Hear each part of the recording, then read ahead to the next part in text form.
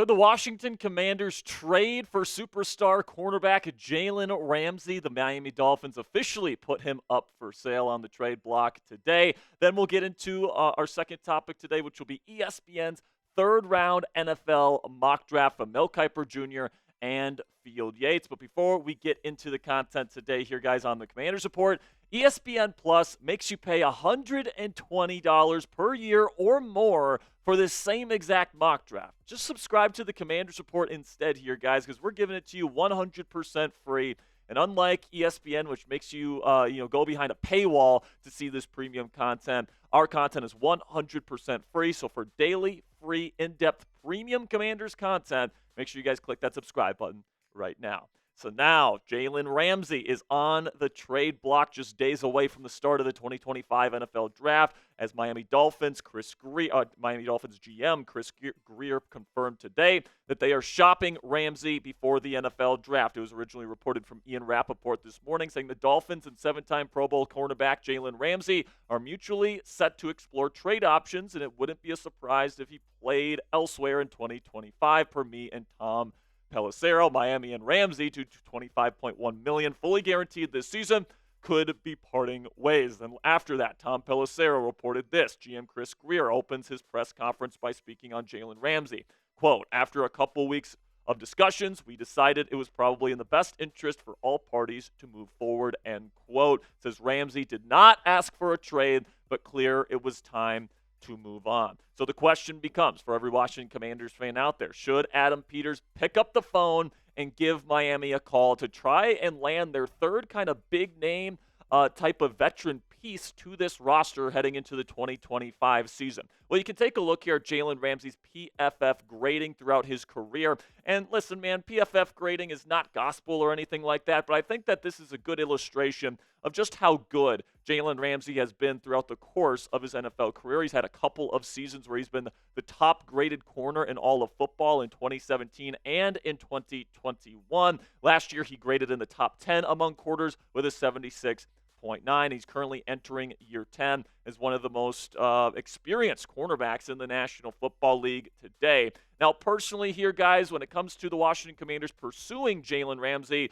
I would personally pass on him, and I would not go out and try to make a trade for Jalen Ramsey unless you were getting a big-time discount on him. The reason for that is because the Washington Commanders already don't have a lot of draft capital to work with here in 2025. They got a round 1 pick, a round 2 pick, a round 4 pick, and then they've got a couple late-round picks in round 6, and then one in round 7. So when I look at this kind of landscape in terms of what the Commanders have at their disposal in terms of adding new, young, rookie talent, they don't have a whole lot left. I think if the Washington Commanders are going to actually be doing one more trade here before the start of the 2025 season, I think the more impactful trade would be for an edge rusher, either Trey Hendrickson, or if things continue to spiral downwards between TJ Watt and the Pittsburgh Steelers, I would certainly love to add him to this roster as well. So I think that if you're the Washington Commanders, your priority, if you can get a Trey Hendrickson or you can get a TJ Watt, Hendrickson probably more likely than Watt at this point in time. However, I would personally do that because you take a look here at the cornerback depth chart for the Washington Commanders right now. You already have kind of an older type of corner that you traded for last year in Marshawn Lattimore. You bring in Jonathan Jones on a short-term deal, sure, and I do think the Commanders will add a corner at some point during the NFL Draft. And then you have Mike Sainristil, who you just drafted last year and you really love. So getting a guy like Ramsey here would really solidify this group. But I do think that if you're going to be using one more trade for the rest of the offseason, I would much prefer to get that pass-rushing edge rusher. Because right now you got Dorrance Armstrong, Dietrich Wise, Cleveland Ferrell. All these guys are fine, and they're actually pretty darn good run defenders on early downs. But you don't have that guy to get after quarterbacks in pass-heavy situations. I think that is really a big missing piece to this defense. And I would much rather trade for an edge rusher and draft a corner than trade for a corner and draft an edge rusher at this point in time. Now, some of you might be asking at home, well, Jack, if they're going to be shopping Jalen Ramsey, is it possible they could also shop Tyreek Hill before the start of the NFL Draft? And I think that it is possible if Miami gets the right price, but Chris Grier doesn't seem too excited or ready to let go of Tyreek Hill as he is with Jalen Ramsey. This is what Pelissero had the tweet out earlier. Says with the Dolphins planning to move on from Jalen Ramsey, could Tyreek Hill also be traded? He said, quote, "That is not anything that we're pursuing. Who knows if someone wants to come and give me 2 first-round picks, we'll consider it," end quote. So it does not look like Tyreek Hill is going to be put on the market here, guys, but Jalen Ramsey is somebody to keep your eye on as we approach the NFL draft. So what say you guys? Let me know down there in the comment section. Would you trade for Jalen Ramsey to make him the next Washington Commanders cornerback? And if so, what round pick are you willing to give up for him? I think the most I'd be willing to give up for him at this point, guys, is this year's 4th-round pick. But even then, you got your 1st-round pick, your 2nd-round pick. Then you don't pick in rounds 3, 4, or 5 if you end up letting go of that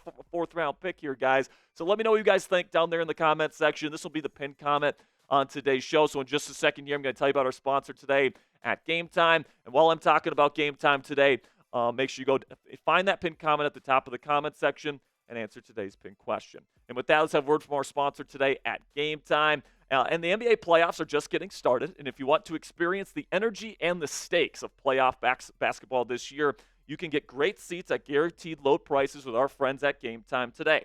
Game Time makes getting tickets faster and easier, all on your phone. You guys can save up to 60% off buying last-minute tickets for sports, concerts, comedy, theater, and even for hard-to-get playoff tickets. Prices on the Game Time app actually go down closer.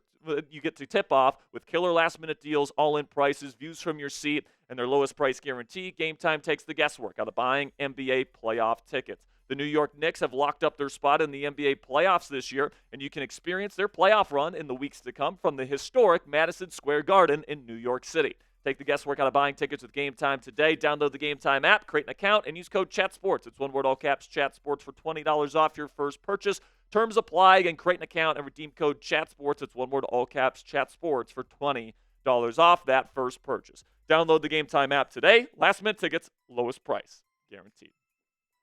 So now let's dive into Mel Kiper Jr. and Field Yates' latest 3-round mock draft from ESPN and talk about the players that they have the Washington Commanders selecting in the NFL draft this year. And they actually start off with a projected trade down and out of round 1. And I've actually done something similar to this in my recent Commanders 7-round mock drafts where I trade out of the first round. I've even done one for the number 33 overall pick with the Cleveland Browns. Here, Mel and Field Yates have the Commanders trading down to number 33. They add on pick number 67, which is an early 3rd-round pick, and they also swap pick number 128, which is on its way to Cleveland. And with that 33rd overall pick in the 2025 NFL Draft, these guys have the Commanders taking Donovan Ezeiruaku, edge rusher out of Boston College. Now, I really like this pick. I actually took Ezeiruaku in my latest Commanders 7-round mock draft on this channel, which you guys can check out after today's show, by the way. But I really like this trade, and I like the pick. You upgrade your selection in round 2. You get 2